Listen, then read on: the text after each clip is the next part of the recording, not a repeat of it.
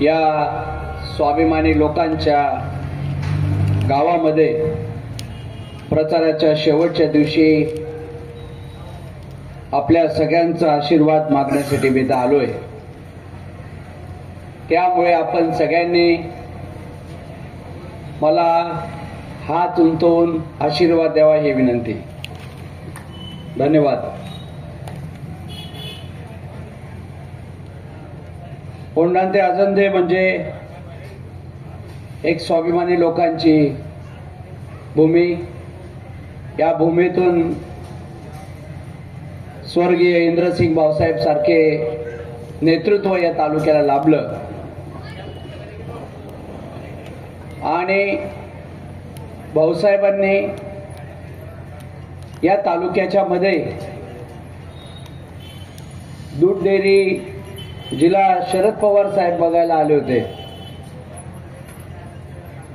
अशा चांगल्या पद्धतीची सहकारी दूध डेअरी त्यांनी स्थापन केली आणि या तालुक्यातील शेतकरी राजा सहकारी प्रकल्प पुढे जावे यासाठी त्यांनी प्रयत्न केले। सर्वप्रथम मी स्वर्गीय इंद्रसिंग भाऊसाहेबांना इथे अभिवादन करतो। आज माझ्या प्रचाराच्या प्रसिद्धी पत्रकावरती कुठल्या पक्षाचं चिन्ह नाहीये। मित्रांनो, इथली हुकुमशाही आणि एकाधिकारशाही इतकी विचित्र वळणावर चालली आहे की ते सत्तेसाठी पक्ष सुद्धा मॅनेज करतात आणि पक्ष सुद्धा मॅनेज करून कोणी प्रभावी उमेदवार आपल्या समोर लढण्यासाठी येत असेल तर त्याला कशा पद्धतीने हरवता येईल, मग आपल्या संबंधांचा, आपल्या संपत्तीचा, साधन सामुग्रींचा उपयोग हे लोक आपले विविध असलेले संबंध राज्यभरामध्ये आणि त्याच्यामुळे विरोधी पक्षामध्ये कोणी उमेदवार प्रबळ राहू नये आणि राहिला तर त्याला जास्त काळ राहू देऊ नये, अशा पद्धतीचं षडयंत्र गेल्या या 40 वर्षापासून चालू आहे। आपल्याला माहिती असेल की 15 वर्षापूर्वी काशीराम दादांची आरक्षित हा मतदारसंघ होण्याच्या अगोदर जेही उमेदवार यांच्या विरोधामध्ये लढले त्यांना सोबत घेऊन त्यांनी संपवण्याचं काम केलं। म्हणजे ब्रिटिश लोक ज्या पद्धतीचे अवलंबायचे डिवाइड अँड रूल पॉलिसी, अशा पद्धतीचं राजकारण या 40 वर्षामध्ये या तालुक्यामध्ये आहे आणि 40 वर्ष कोणालाही मिळाले तर तो व्यक्ती नक्की काही ना काही विकास करून दाखवेल आणि ज्या पद्धतीने 40 वर्षाचा ढिंडोरा इथे पिटवला जातो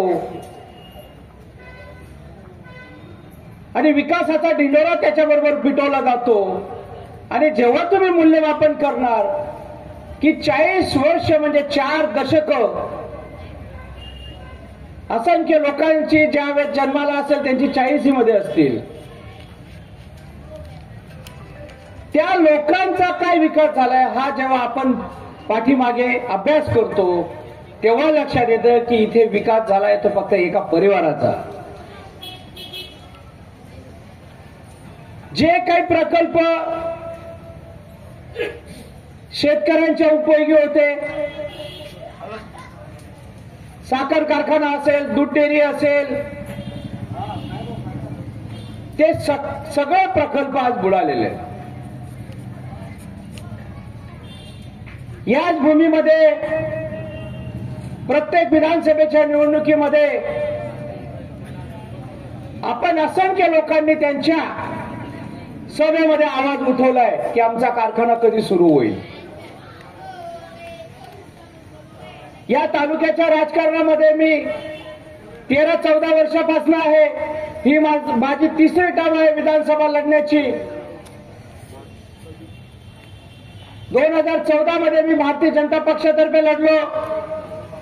12,000 मतांनी पराभूत झालो. तेव्हा मला जाणवलं की या तालुक्याला एक विश्वासार्ह चेहऱ्याची गरज आहे आणि हा तालुका माग करतो की कोणीतरी आमची बाजू खंबीरपणे मांडावी आणि आमच्यासाठी कोणीतरी लढावं. आणि त्याच्यामुळे कमी मताने पराभूत झाल्यामुळे मी आपली अपेक्षा समजलो. त्यानंतर 14 नंतर तर 19 पर्यंत सातत्याने चांगलं काम करण्याचं काम मी या तालुक्यामध्ये केलंय. माझ्या परीने एक कार्यकर्ता म्हणून या तालुक्याचं काय करता येईल हे करायचा प्रयत्न केला. आज मी काही आमदार नाही, मी खासदार नाही, काही मंत्री नाही, ना मला अजून एक संधी मिळाली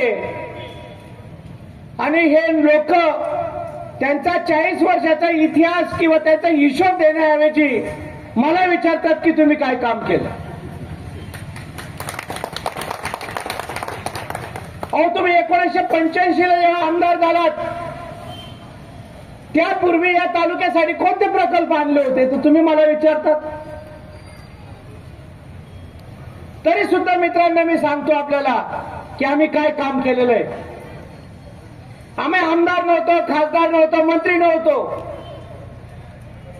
पण या तालुक्याचा सहकार प्रकल्प वाचावा, शेतकरी सहकारी साखर कारखाना सुरू व्हावा याच्यासाठी आतोनात प्रयत्न आम्ही सगळ्यांनी केलेला आहे.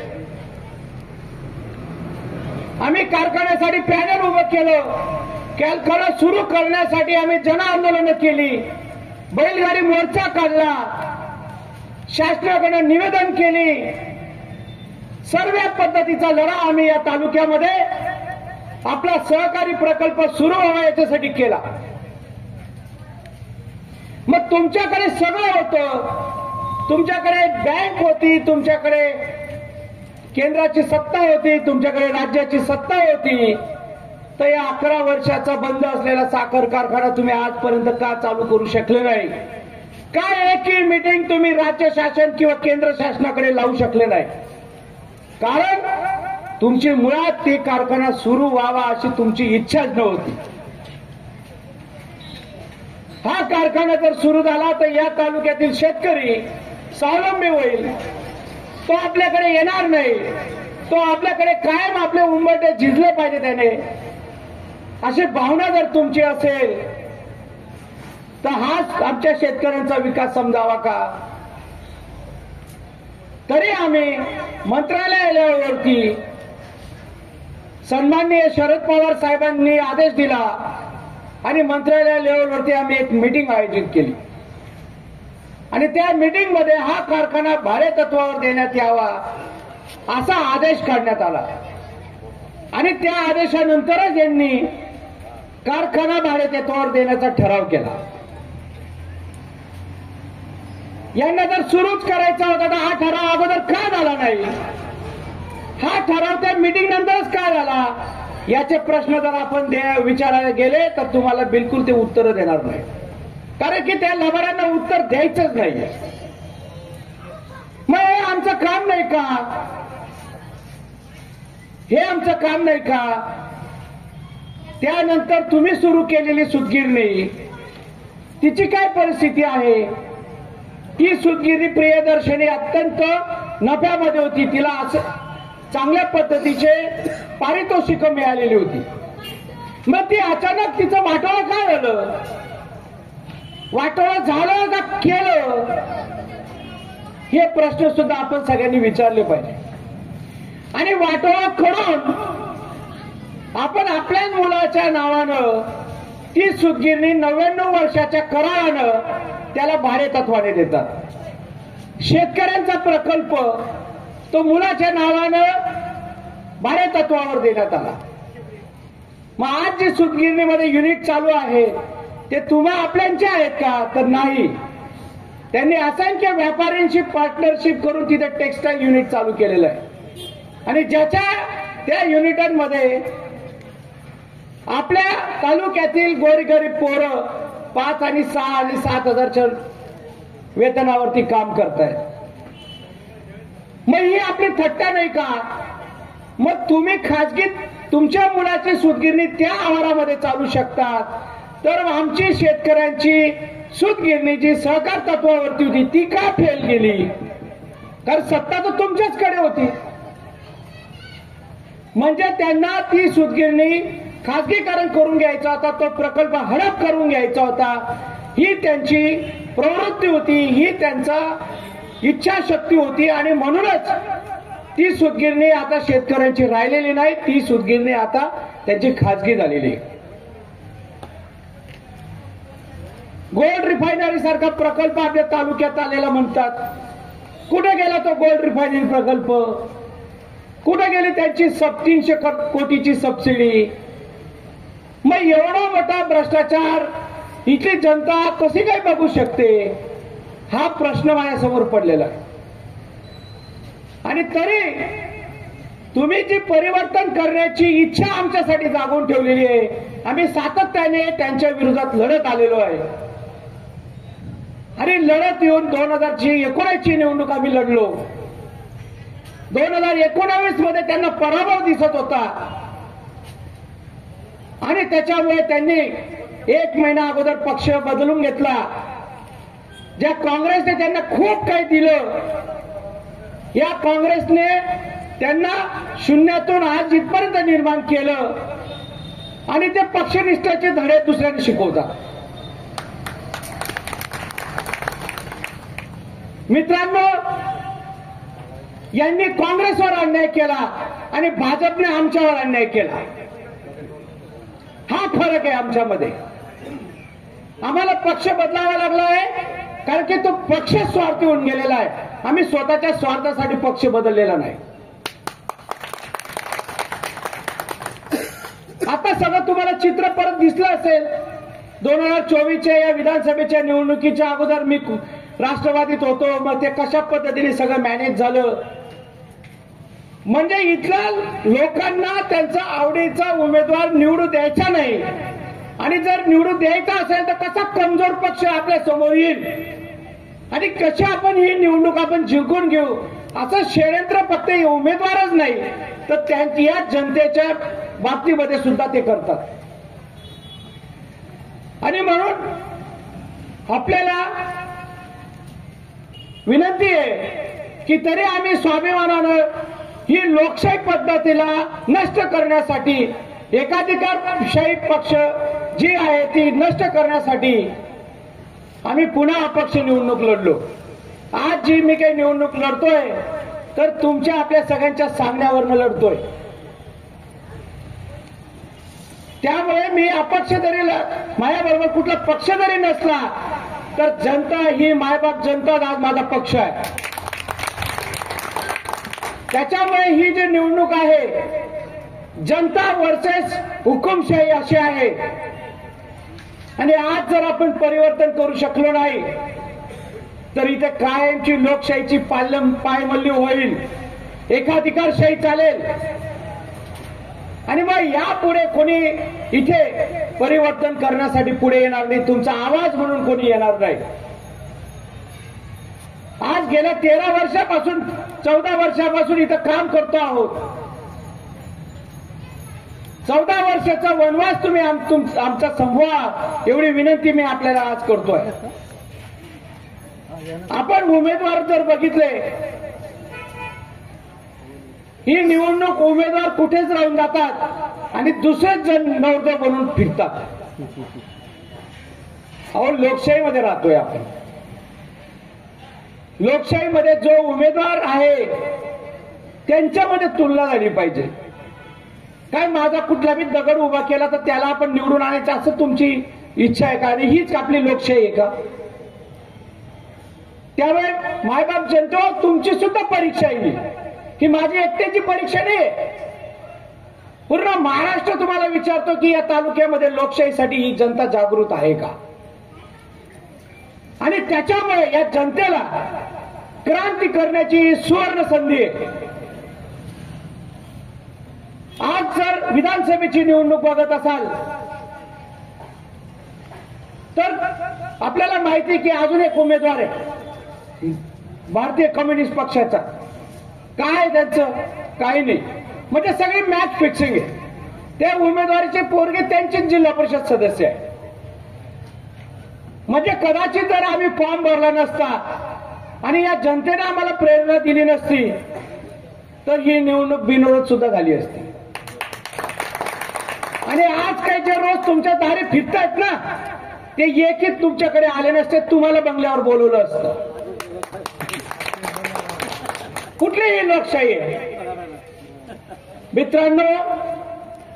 15 दिवसापासून गली गली फिरतोय मी. पायाला अक्षरशः मला जखमा होऊन गेलेल्या आहेत अशा अवस्थेत मी फिरतोय आणि मी आपल्या दारी येतोय. आणि इथं विदारक चित्र असं दिसतं की लोक त्यांच्या दारी जातात की आम्ही तुम्हाला मत देऊ. अरे काय आहे प्रकार, किती लाचारी. अशी जर लाचारी चालणार तर आपली लोकशाही कशी जिवंत राहिलो. काही लालची लोक जात असतील त्यांच्या स्वार्थासाठी, ते त्यांच्या स्वार्थासाठी घेऊन जातात. त्यामुळे तुम्ही पण जागृत राहा की तुम्ही जाताना बाबा हा आपल्या त्याच्या स्वार्थासाठी घेऊन चाललाय, आपल्या स्वार्थासाठी नाही घेऊन चाललाय. हे बी बघा. आज तरी आजपर्यंत मी माझ्या बंगल्यावर कोणाला बोलवलं नाही. बोलवलं का कोणाला तुम्ही माझ्या बंगल्यावर मतदान गाड्या घेऊन या असं बोलवलं का? आज तालुक्यामध्ये गली गली फिरतोय आम्ही, रात्रंदिवस फिरतो. का फिरतो आहोत? आम्ही फक्त या ठिकाणी ठरवलं आहे की लोकशाहीचं उत्तर जर आम्ही लोकांमध्ये गेलो नाही, त्यांचं प्रबोधन केलं नाही, त्यांना जर सांगितलं नाही तर इथं लोकशाही रुजवली जाणार नाही. आणि त्याच्यामुळे आपल्याला आम्ही आजही विनंती करतो, शेवटचा दिवस आहे की आपण जागृत व्हा आणि जागृत होऊन एक संधी आम्हाला द्या. 40 वर्षाचा इतिहास ते मांडतात, आम्हाला एक 5 वर्षाचा इतिहास मांडण्याची संधी द्या. आज जर बघितलं तर 40 वर्षामध्ये आम्ही ही कॉलेज काढली, हा दवाखाना काढतोय, हे काढतोय. हे तुमचं आहे का? हे तुमचं आहे? हे सरकारी आहे? अहो हे खाजगी आहे सगळं. हे सगळ्या खाजगी संस्थांमध्ये तुमचा जर विकास समजत असाल तर फार मोठ्या भ्रममध्ये तुम्ही राहताय. या तालुक्यामध्ये शिक्षणाच्या संस्था किंवा दालनं उभी राहिली होती ती सरकारी उभी राहिली पाहिजे होती. आज सगळीकडे खाजगी संस्था दिसत आहेत, ते तुमच्या आपल्या नाही आहेत, ज्याच्यामध्ये आपली मुलं मोठ्या मोठ्या फी देऊन शिकतायत. आज शेतकऱ्यांचा प्रकल्प एक सुरू करू शकले नाही. आता मला सांगा त्यांनी कोणता शेतकऱ्यांचा प्रकल्प सुरू केला या 10 वर्षामध्ये, 15 वर्षामध्ये? एक तरी प्रकल्प सुरू केला का त्यांनी? जे काही केलंय ते सगळं खाजगी केलेलं आहे. जी त्यांनी सुतगिरणी सुरू केली ते तिचा सहकारचे खाजगी करून टाकलेली आहे. मग तुमचं काय? तुमचं काहीच नाहीये.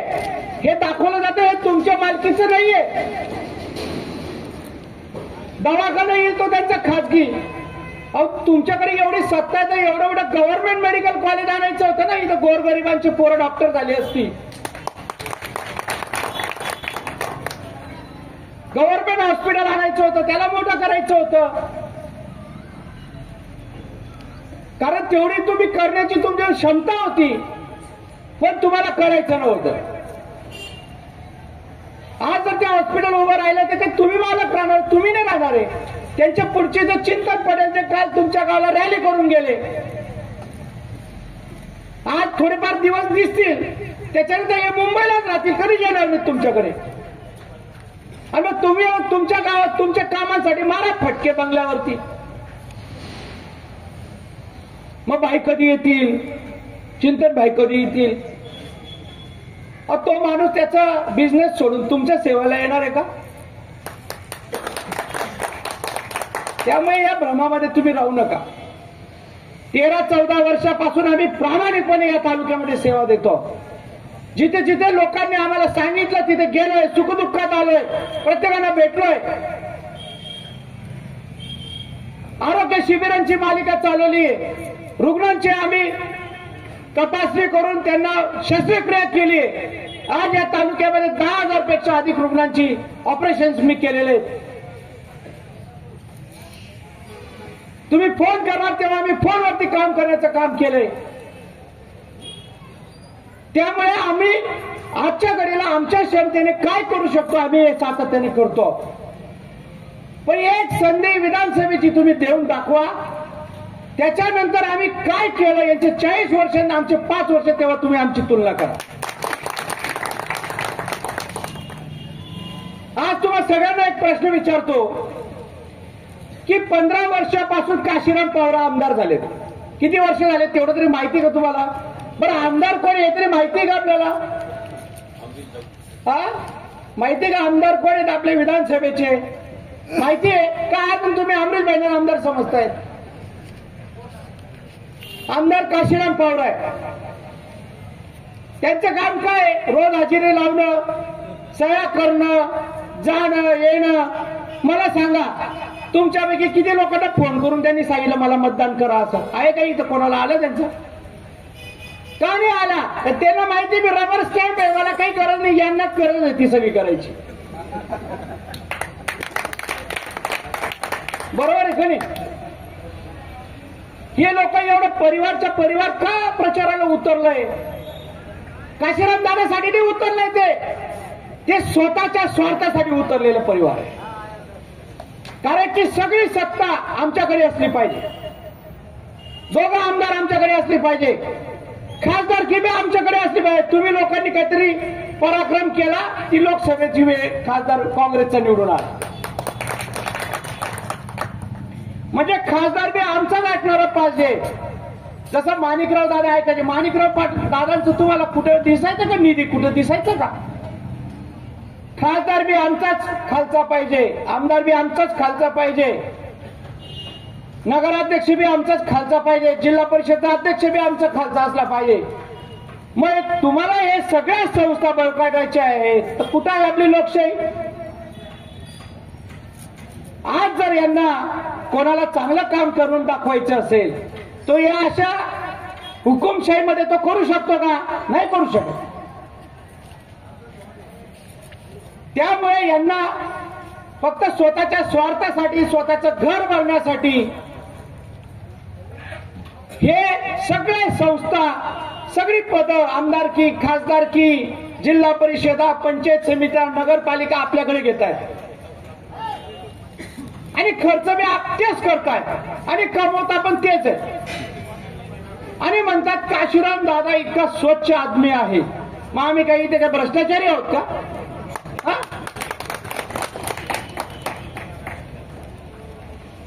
ते स्वच्छ आहे, चांगलं आहे, काय हरकत नाही. 1 रुपया खाता नाही. अरे तुम्ही 1 रुपयाचा अधिकार दिला नाही तर तो काय खाणार आहे? 100 रुपये तर तुम्हीच खाऊन राहिले. त्याला फक्त सर सयाजीराव ठेवलं तर तो काय हिंमत करणार आहे खायला? अरे ज्या माणसानं स्वतःच्या समाजाचं भलं केलं नाही, 15 वर्षापासून आमदार आहेत, काशीराम दादांनी एखादा प्रकल्प तरी सुरू केलाय का? मला सांगा, सुरू केलाय का आपल्यासाठी? एखादी शाळा, सरकारी शाळा, एखादा दवाखाना, सरकारी दवाखाना काही सुरू केलाय का? काही केलेलं नाही.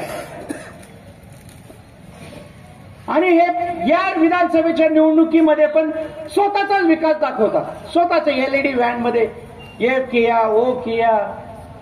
नगरपालिकेच्या निवडणुकीमध्ये बी तीच LED व्हॅन फिरते, आमदारकीमध्ये बी तीच फिरते, खासदारकीमध्ये बी तीच फिरते. गेल्या 40 वर्षापासून पुन्हा तुम्हाला तेच दाखवलं जातं. दुसरं काय दाखवलं गेलं आतापर्यंत? आता फक्त एक दवाखाना आला, तोही खासगी आहे.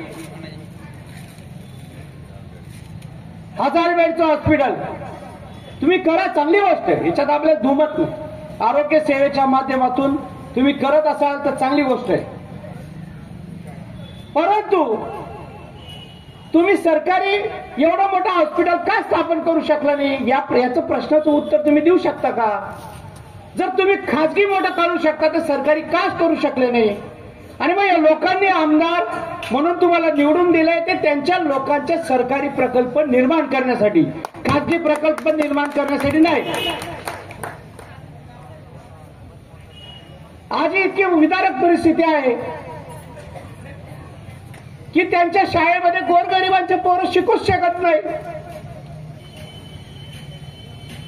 या तालुक्यामध्ये मी आज रोज रोज जिथं फिरतोय, लोक येऊन मला भेटतायत, सांगतायत की दादा आम्ही गरीब आहोत, आम्ही आदिवासी आहोत, आम्ही पावरा आहोत, आम्ही भिल्ल आहोत, आम्ही कोळी आहोत, आम्ही हे आहोत ते आहोत, आमची कॅपॅसिटी नाही आहे आमचे पोरं यांच्या संस्थेमध्ये शिकवण्याची, कारण आम्ही त्यांची फी भरू नाही शकत. आम्हाला नाईलाजाने आमची मुलं एकतर बाहेरच्या भागामध्ये कुठेतरी आश्रम शाळेमध्ये जमा करावे लागतात पुढच्या शिक्षणासाठी. हे वर्ष 7-8 वर्षाचं लेकरू आई बाबापासून लांब इतक्या बाहेर शिकायला जातं. मग तुम्ही एवढे मोठे शिक्षण सम्राट म्हणतात, तर मग या लोकांच्या गोरगरिबांची पोरं तुम्ही त्यांना काय मोफत शिकू शकत नाहीये? आणि वरून तुम्हाला डोस दिला जातो, उपदेश दिला जातो, काजू बदाम बोटी मत खाऊ, बच्चों को पढ़ाओ. अरे मग बच्चों को पढ़ाओ म्हणजे फी तुमच्याकडे द्या, त्यापेक्षा तुम्ही फी माफ करा ना या लोकांची.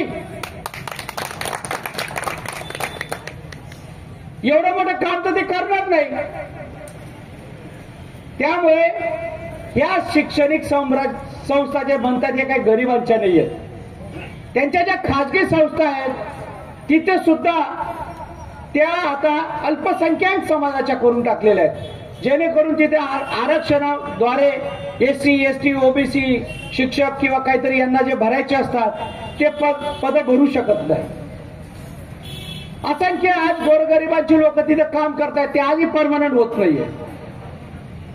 आणि आज त्यांच्या संस्थेतल्या शिक्षकांना सगळं राजकारणाचं काम लावून दिलंय. अहो आमची पोरं भरभरून डोनेशन तुम्हाला देत आहेत आणि तुम्ही ती शिक्षक लोकांना तुम्ही प्रचाराला पाठवता, हे कुठला प्रकार आहे?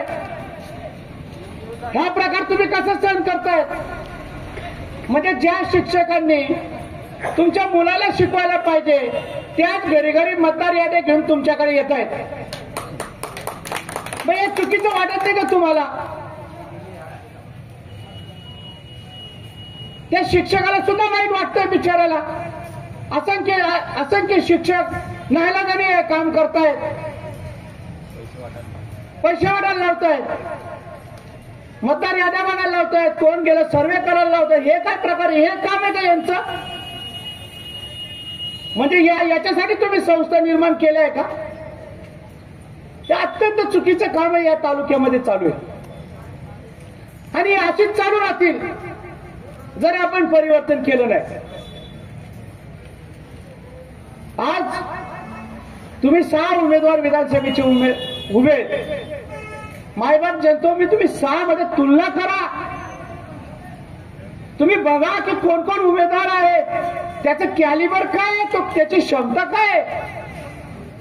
कोणीतरी त्याचा नेता मोठा आहे म्हणून त्याला मतदान करायचं का आपण? मग आमच्यासारख्या सुशिक्षित माणसाला कधी राजकारण द्यायचं नाही का? हो, मी माझ्या सगळ्या गोष्टी सोडून मी इथे 13 वर्ष 14 वर्षापासून झटतोय. मग मलाही न्याय मिळणार नाही का? मग याच्या पुढे सुशिक्षित माणसाला राजकारण यायचं नाही का? यांना जर सुशिक्षित माणूस चालू असते तर यांनी सुशिक्षित उमेदवार दिले असते.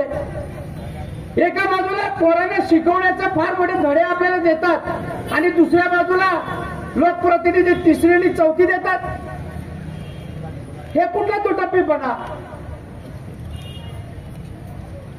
मी आज माझ्या समोर कोण उभा आहे याच्यासाठी मी कोणाला भीत नाही, घाबरायचं कारण नाही. डॉक्टर बाबासाहेब आंबेडकरांनी जी घटना निर्माण केली आहे त्या घटनेच्या नुसार प्रत्येक माणसाला त्याचा एक अधिकार आहे.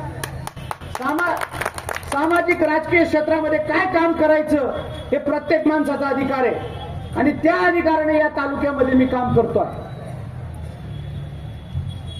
एक सुशिक्षित आदिवासी समाजातून उमेदवार म्हणून मलाही वाटतं की माझ्या आदिवासी गोरगरीब माणसांची सेवा करावी. आज मला परमेश्वराने जेवढं द्यायचं होतं तेवढं दिलेलं आहे,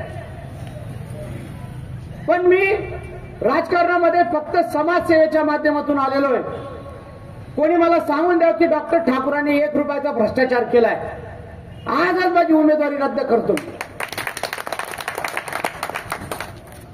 आम्ही भ्रष्टाचारीसाठी आलेलो नाही, आम्ही कष्टकरी जनतेचे हात मजबूत करण्यासाठी या राजकारणात आलेलो आहोत. आणि त्याच्यामुळे तुम्ही ही विधानसभेची निवडणूक गांभीर्याने विचार करा. 200-500 रुपये फुलीच्या याच्या नादात पडू नका. 200 रुपयामध्ये जनावर सुद्धा विकत मिळत नाही. कोंबडी मटण ते सुद्धा भेटत नाही आणि कशाला आपण 200-300 मध्ये विकले जातात. पण मला माहितीये अशीच घटना लोकसभेमध्ये झाली होती, पण मायबाप जनतेने पैसे घेऊन घेतले, पण मतदान ज्याला करायचं होतं त्यांनाच केलं. त्यामुळे मला वाटतंय की कुठेतरी जनता जागृत झालीये आणि जागृत झाल्यामुळे माझ्यासारख्या सुशिक्षित उमेदवारांना वाटतं की आज मला कुठेतरी न्याय मिळणार आहे. या न्यायाच्या अपेक्षेने मी तुमच्या समोर आज विधानसभेची निवडणुकीसाठी लढतोय. आणि त्याच्यामुळे येत्या 20 तारखेला म्हणजे आता तर आज प्रचार बंद होणार आहे, उद्या जी लक्ष्मी येईल ती घेऊन टाका, मला त्याच्यावरती दुमत नाही. आणि हे काही यांचे कष्टाचे पैसे नाही आहेत, हे भ्रष्टाचाराने कमवलेले पैसे आहेत. हे तुम्हाला फक्त 200-500 रुपये देतील, पण मित्र कोट्यवधी रुपये तुमच्या खिशात त्यांनी घातलेले आहेत, हे पण लक्षात ठेवा. आणि या 200-500 मध्ये आपलं मत विकू नका. मतदान हे दान आहे, हे दान मागण्यासाठी मी तुमच्याकडे आलोय. दान देताना स्वच्छ हृदयाने द्यायचं असतं आणि ते स्वच्छ हृदयाने तुम्ही दान मला द्यावं एवढी अपेक्षा तुमच्याकडे ठेवतोय.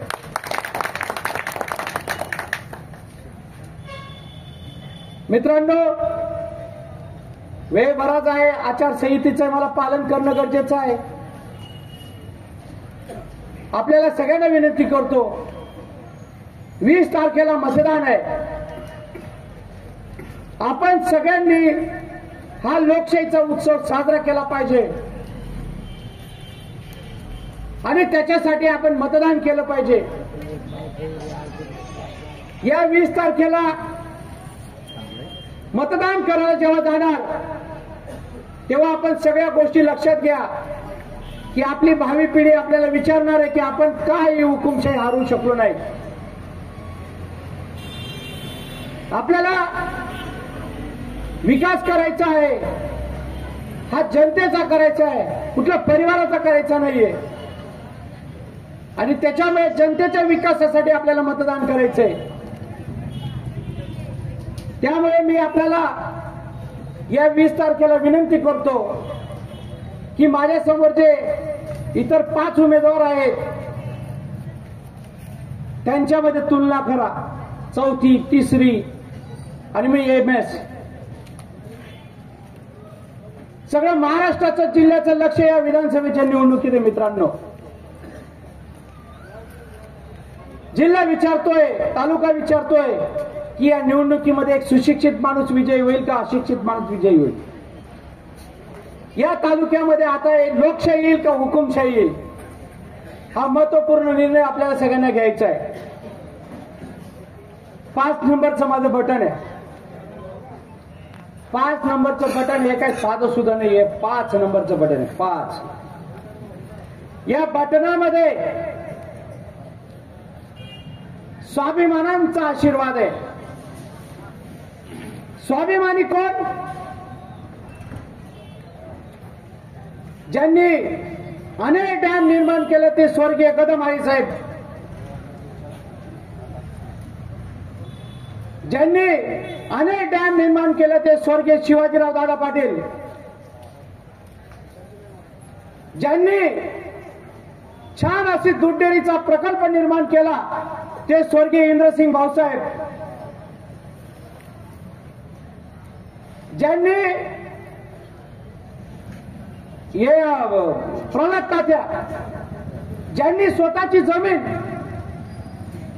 जनतेच्या शहराच्या विकासासाठी दिली ते प्रल्हाद तात्या. आणि ज्यांनी शिक्षणाचं जाळं या गोरगरीब आदिवासी भागामध्ये निर्माण केलं ते स्वर्गीय व्यंकटराव अण्णा. या 5 महापुरुषांचा आशीर्वाद घेऊन 5 नंबरचं बटन तुमच्या समोर आलंय. या महापुरुषांचा कोणीच उल्लेख विकासाच्या बाबतीमध्ये योगदानमध्ये यापूर्वी करत नव्हते. काल तुम्ही पित्रेश्वर मध्ये जर त्यांची सभा ऐकली असेल तर त्यांना करायला भाग पाडलंय. नाहीतर इथले अहंकारी नेतृत्व म्हणत होतं 40 वर्ष से मैं कर रहा हूं. आणि आता लोकांना कळायला लागलं की या 5 महापुरुषांनी या तालुक्यामध्ये काय योगदान दिलंय. आणि या 5 महापुरुषांचा आशीर्वाद घेऊन 5 नंबरचं बटन त्यांच्या आशीर्वादाने आपल्या समोर आलंय. आणि ते ट्रम्पेट आणि तुतारी चिन्हाच्या माध्यमातून. त्यामुळे पूर्वी मी शिट्टी चिन्हावरती होतो तेव्हा तुम्ही हवा भरली, शिट्टी वाजली.